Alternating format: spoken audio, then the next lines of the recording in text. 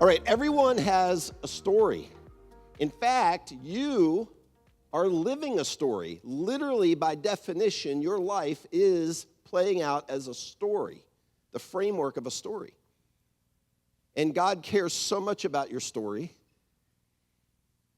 Jesus is the only world religion presented to us as a story. In fact, when Jesus arrived, he primarily taught us through stories, through illustrations, word pictures, parables, because God knows we were designed, he made us to relate, communicate to one another, to empathize with one another through story. And so Jesus came and related to us the true nature of God, the heart of God, God's view of brokenness in the world and how we're treated through story. We've talked in this series, and we're not going to go, we'll do this again next week. We'll go through all the various elements that make a great story truly compelling. But one of the attributes we've looked at is that, sadly, if you're born on planet Earth, if you live in this broken world of ours, no one gets the story they wanted. This is an element that makes stories that you read, that we watch, that are gripping, truly compelling. When we begin to recognize in the plot as the story unfolds, this person's not getting the story they wish they'd had. No one gets to follow the script, that perfect script of what marriage, the career. My friends are going to be just such great friends. They're never going to let me down. I'm never going to feel alone or lonely. No one gets that perfect script. And this is why conflict matters so much in great storytelling. It's kind of counterintuitive, but you sit up and take notice. You actually start to get pulled into a story when conflict is introduced in the story. Not because we just like watching people deal with conflict. Like, you know what, I'm going to turn work off tonight and I'm going to just do my escape and I'm going to watch somebody get beat up by life. That's not what's gripping about conflict. It's not just that it's entertaining. Conflict is the first moment in a story where you and I vicariously begin to connect with the character because they're facing what I face. Obstacles, walls, challenges, letdowns, disappointments, mistreatment. And conflict is so important in a great story because it reveals our choices. Conflict, challenges, the obstacles we face force you and me to make choices. In any great story, you'll see the protagonist. As soon as they've run into trouble, they hide, blame someone else, or actually show selflessness. They actually still love in the middle of the trauma or the crisis. They blame. They wallow in their self-pity or guilt from something long ago. Or they actually are free to forgive. They run in fear or they have courage. We don't know these things. We don't know about the character's character, the main character's character, until they face conflict. All right, so let me just pose this for you. In a month from now, a movie producer or a book editor knocks on your door, rings your doorbell, and says, we want to turn your life into a book, into a movie. Now, you can check out on this because you're like, my life? No one would want to turn my life, but they do. And maybe it's because your life actually relates to more people than you realize. All right, the easy question would be, and I've been asked this question before, and I've asked this question before at dinner parties, and what actor or actress would you want to play you? That's the easy question. That doesn't get us very far. That usually exposes shallowness in us because we pick the most good-looking guy or the most beautiful woman, And it's this external characterization. Remember, that's characterization. Character is internal. Character is what's exposed and revealed when you're facing crisis or challenge, the choices you make. Characterization is the external. The better question I think to ask is, what would the character playing you, what would they have to do? What choices would they make? How would they behave for you to deeply admire them, you, in the movie? What would the character playing you have to do? What would they be like for you to deeply admire that person?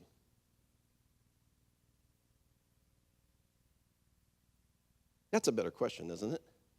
Never really asked it or spent a lot of time on it, but I think that question could be a powerful tool in our lives, especially when we're inviting God's Spirit to answer that question for us. What would I choose? How would I respond? You know, when a counselor or just a friend is giving you just what you already know, sometimes we already know the truth or what our response should be, but it just so helps to hear someone else say, Brad, you know what to do. You know the right thing here. I think this question serves that same purpose. It just helps you. What would the character playing me be like for me to deeply admire them?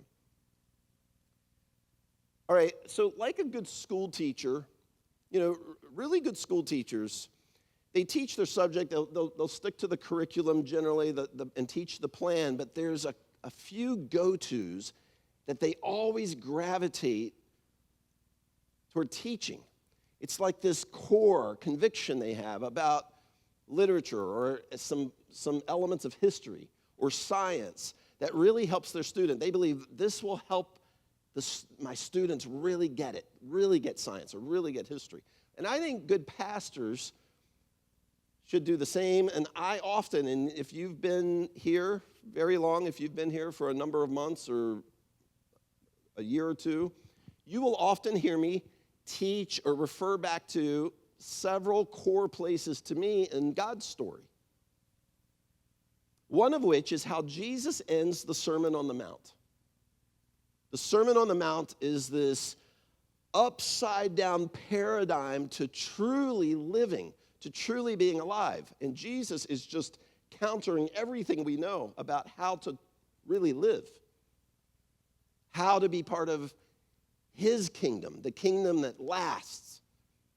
And then after these three chapters in Matthew of just shocking us and compelling us into real life, he ends it by talking about what we're building. And if you've known me very long or you've followed along here with us at Dulles very long, you're probably thinking, oh boy, here he goes again. We're all building something, Jesus says. This is the end of the Sermon on the Mount. You're building a future. You're either building something that's going to last forever and stand as a beacon, as a safe house for others, or you're building something that will actually shatter and crumble and collapse. And so he's talking about building on rock or building on sand. And so we say, well, I want to build on rock. I want my life to last. I want to be strong. And so the question is how? How do we build on rock? And Jesus says, here's the secret. Stop just listening to me. Stop just being a church listener. Don't just listen to my teachings. You build on rock by putting into practice what I'm teaching. And again, those of you who've been here for a while, you every couple months, I'm refocusing us back on this call of God. Build what's strong, build what lasts, build what endures, that is light and beauty for others even, by practicing what Jesus teaches. Practicing the way of Jesus, not just listening. He says, if you listen only, you'll hear good things, you'll hear things you agree with, but your future will collapse because you didn't actually practice what you were listening, what you saw in me.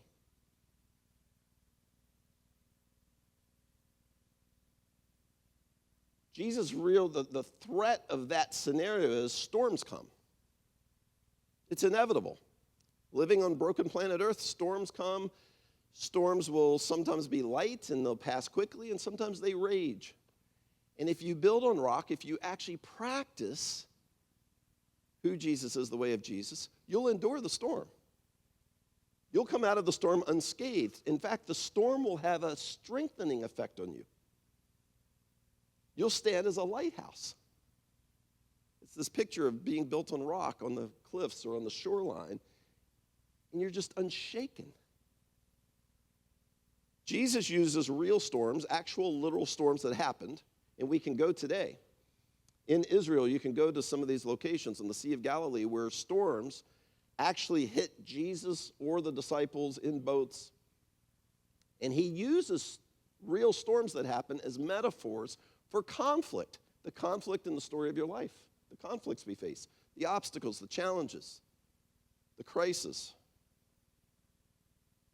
And on broken planet Earth, storms are real. And we're going to watch this very short clip, and if we're not careful, you want to get into this scene. It's a short scene from one of my 5 or 6 favorite movies ever, The Martian, because apparently storms are very real on Mars as well. Cliffhanger, what's going to happen? Are they going to be okay? This is actually the first storm of so many. Now, it's the only literal weather storm, but there's so many in this story, and it's why it just pulls me in. The first time I watched it, I was on the edge of my seat for 2.5 hours because Matt Damon's character, it's just one deep, life-threatening challenge after another. And the point is that anywhere humans go, there are going to be storms. There's going to be conflict. We generally go to the external conflicts. We think about the externals, the job threat, the uncertainty, the upending that's happening at work, political upheaval, family, parenting crisis. But a lot of our conflict, maybe much or most of our conflict is inner. It's not the external, it's the inner, the internal conflict, the anxieties, the fears, the thinking about that thing from our past. Comparing ourselves to others, these things that no one would ever see. It's not that when you follow Jesus, that when you truly trust the character of Jesus, you don't face storms. What Jesus is saying is you're ready for them. You're prepared for them. And you not only endure it and say, phew, I'm glad that's over. You come out of the storm like, now there's a new piece to this lighthouse. Somehow in the storms that we walk through with Jesus, we become better constructed. We become stronger. Storms have the opposite effect. We think of storms as deteriorating, degrading the structure. When we build, when we practice the way of Jesus, storms have this strengthening effect. So how do we do this practically? How can I respond if I'm thinking about the character that plays me in a movie? What would they be like? Where I would deeply admire them. We can think about that generally, like in the general scope of life, but in certain circumstances, specific instances, moments of hurt, of pain, what would this person do? How would they respond? What words would come out of their mouth where I would say, I like this guy. I like her. How is it possible to respond like Jesus? This is another way to ask the question. How is it possible to respond like Jesus in conflict? Isn't conflict when we usually put him on hold? Like, I don't feel very close to Jesus right now. I'm stressed. I've got to defend myself. I've got to prove them wrong. This is unfair. This is unjust. So we kind of put Jesus on hold, like, I'll get back to him when I'm in a better frame of mind. Isn't that usually what we do? The question we're asking this morning is, how do I look like and respond like Jesus in the storm?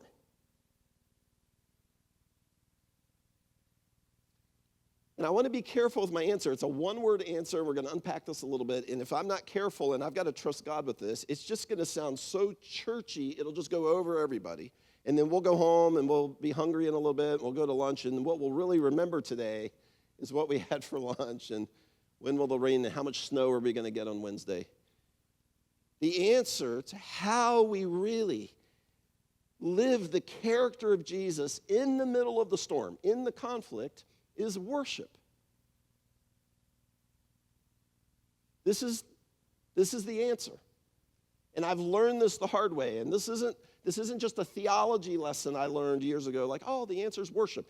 I have had to practice this, and in my selfishness or in my own control, not practice it over and over, getting it right and not getting it right, to understand the pattern that worship is how we learn to live the practice of Jesus.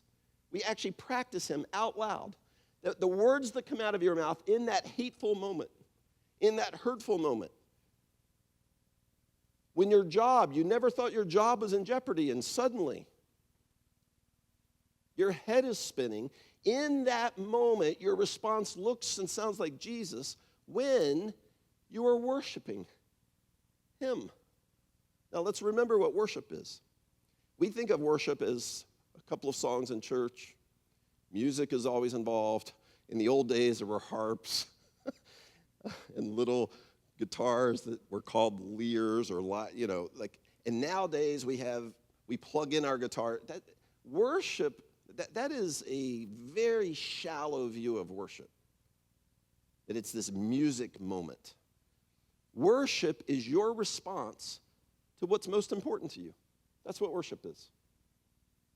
Worship is how you respond to the greatest priority in that moment, your greatest priority in that moment.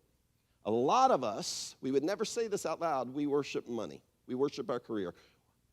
Money sounds shallow. Let's say it like this. We worship financial security in our future.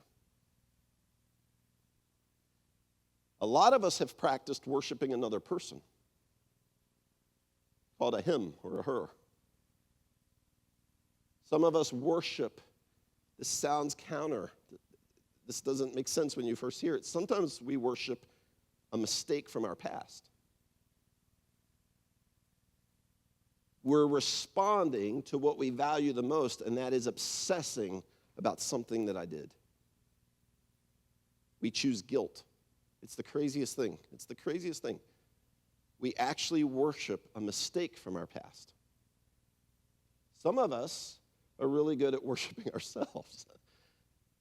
I mean, if you're honest, and again, you don't just every minute of every day worship yourself, but in certain moments, you put yourself first. And we know this by how you respond in circumstances and in conflict.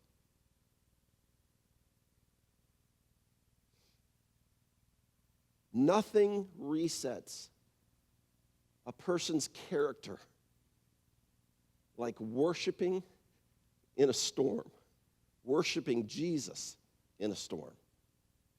I'm telling you, this is a level setter. This not only makes you leads you to feel closeness with God, you start to see your life activity, your responses are just more beautiful. It's not that conflicts don't happen to us anymore, it's that my responses are now more beautiful. 2 specific ways. I'm going to just spend a couple minutes on this. 2 ways we worship. We choose to worship him rather than the fear. The new angle on job security. Job security is important. Saving for your future financial security, that's important. These things are important. But we should never, ever worship them. The first way, this is how we practice the way of Jesus in the storm. This is how we worship Jesus in the storm. We choose closeness with him. We choose closeness with him. We choose his presence, which he's promised. He's always close to us. Any distance that you feel with him is not because he's gone distant or he's gotten busy or he's lost sight of you. It's always because we have created distance with him. Always, in every instance. The first way we practice the character of Jesus in the storm is choosing his closeness with him, his presence at the first sight of trouble. the boss calls you in the office, or you get that email, or that ugly thing that happened.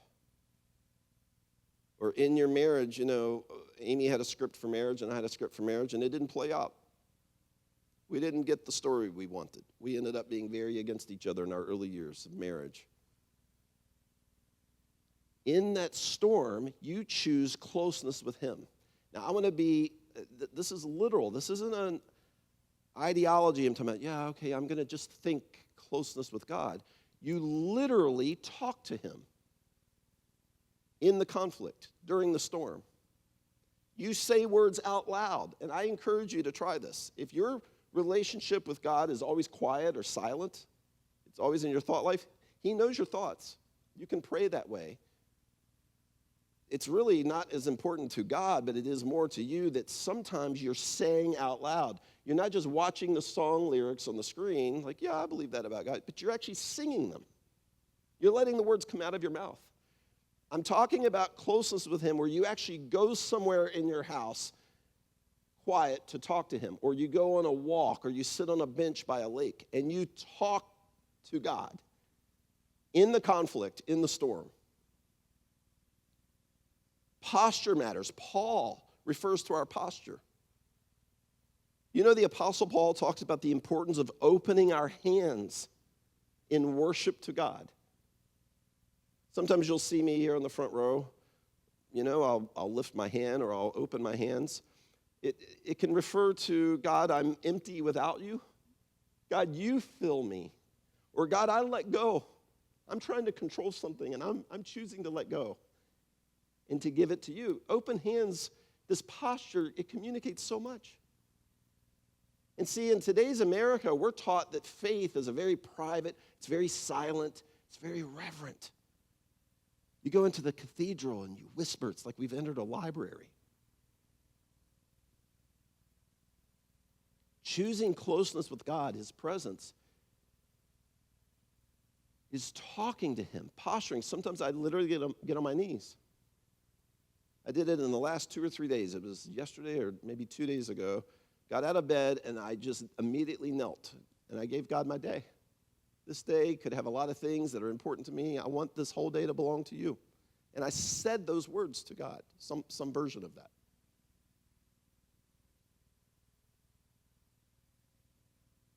Matthew 14, we have one of any number of examples of a storm, a literal storm. Immediately, Jesus made his disciples get into the boat and go ahead. They've been working hard and loving people and meeting people's needs. Go ahead to the other side of Lake Gennesaret, or the Sea of Galilee. And Jesus stayed and dismissed the crowd. Verse 23. After he dismissed them, he went on up the mountainside by himself to pray. Later that night, he was there alone, and the boat with the disciples was already a considerable distance from the shore, buffeted by the waves because the wind was against it. A storm's coming. Uh-oh. Jesus is distracted. He doesn't see what's going on, right? That's what we think. Jesus is busy praying, doing his things, but the real stuff of life is happening. A storm's coming. And Jesus is so masterful as a storyteller, setting us up to see that he is with us in every storm. Now, let me just pause here to say something. There's this confusion, and I get it, and I've battled this early in my faith. Jesus doesn't create ugly. Never. It's not in his nature. It's not in his character. He doesn't create harm or ugly. He's not the generator of storms. And yet, he clearly allows us to go through storms. And so at some point, you're like, okay, well, isn't it kind of the same thing? He's not the source of ugly, but we are. We chose to break this world. Humans did. So now we have conflict. Jesus clearly does use conflict, the storms of life, to do something remarkable inside of us in growing our character. And Jesus is fast at work here, growing the character of these disciples using a storm. It can almost seem insensitive or hollow for Jesus to send them on knowing a storm's going to hit them, and he stays behind. Shortly before dawn, Jesus went out to them, walking on the lake. This is such a wild scene. Whenever I read this, I just think, man, to be there, I'd be scared out of my mind because of the storm, and all the disciples were, and yet Jesus comes out on the lake, and when the disciples saw him walking on the lake, they were terrified. It's a ghost. So they're dealing with the storm. Now they've got this ghost figure crossing, the water and the waves in front of them.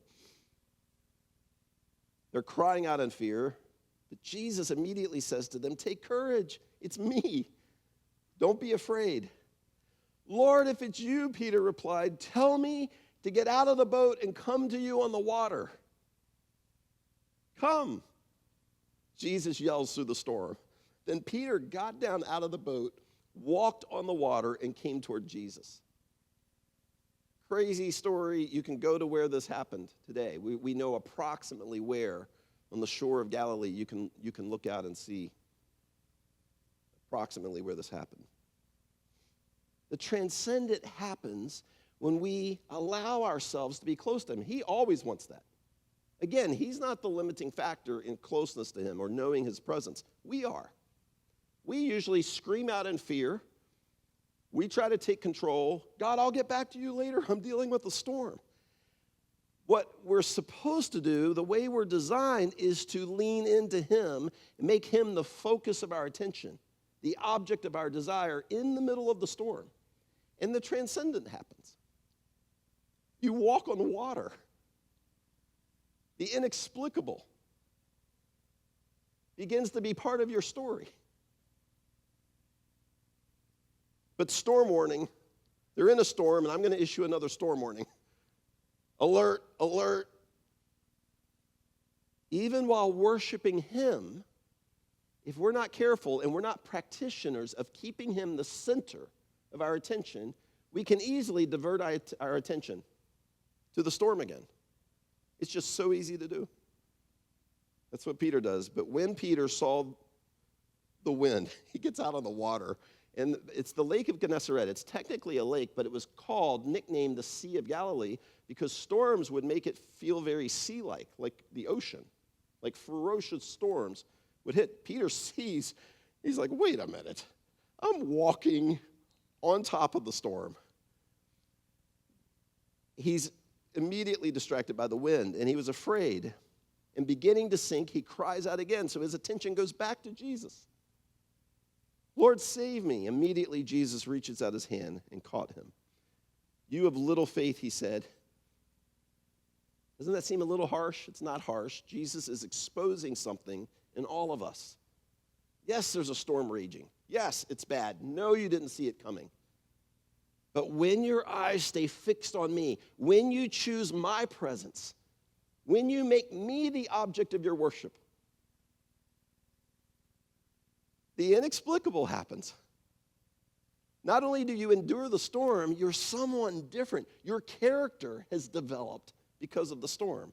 You come out of the storm looking and sounding even more like Jesus.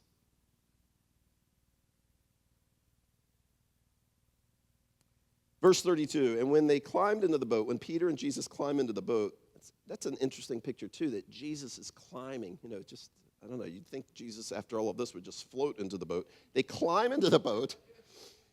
Wouldn't he just go ahead and just levitate into the boat after all of this?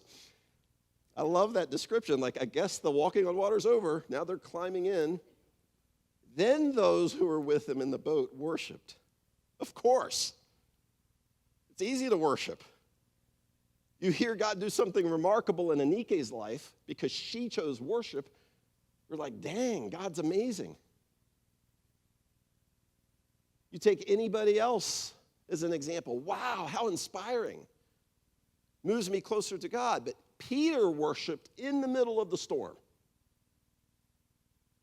Those who were in the boat worshiped him, saying, truly, you're the Son of God. We already told you that, but now you're even more the Son of God. Little do they know, he's going to not only have power over the waves and wind, he's going to have power over death. That day is coming.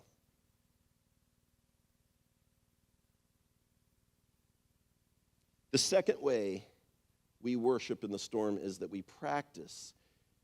We practice his words. We practice his empathy. We practice his response while in the storm. You don't wait till the storm's over. I'll get back to the character God wants to develop in me when things settle down. You practice the response of Jesus while you're in the storm. So I'm gonna end my time here with a story that John Ortberg told. John has been a teacher on the West Coast, amazing church leader.